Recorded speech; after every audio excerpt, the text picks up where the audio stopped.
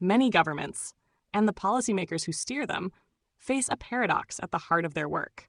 They must plan for a future they hope will be better, yet they know suffering, pain, and hardship will inevitably recur. Rather than being a simple case of denial or fantasy, this tension reflects a complex interplay of psychological biases, institutional constraints, and normative commitments. Philosophers from the Stoics to Buddhism have long reminded us that pain, loss, and disappointment are woven into the human condition. Modern neuroscience and medicine can alleviate many forms of physical and mental pain, but they cannot, and arguably will never, eliminate them entirely. Policy cannot conjure a world free of grief, illness, or economic hardship. At best, it can reduce the frequency and severity of those harms. Decades of psychological research show that individuals and groups tend to underestimate future risks and overestimate their own ability to manage them.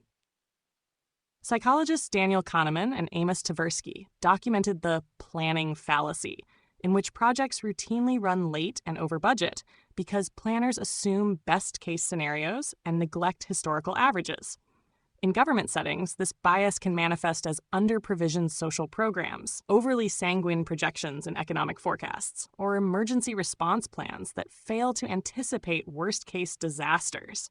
Such optimism is not pure fantasy, but a built-in cognitive tendency to hope for the best, even when the best is not guaranteed.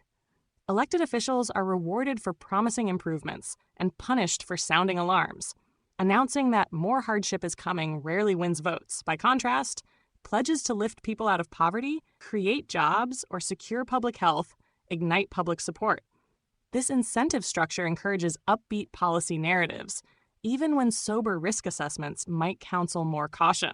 Seen this way, what looks like self-deception is often a pragmatic performance.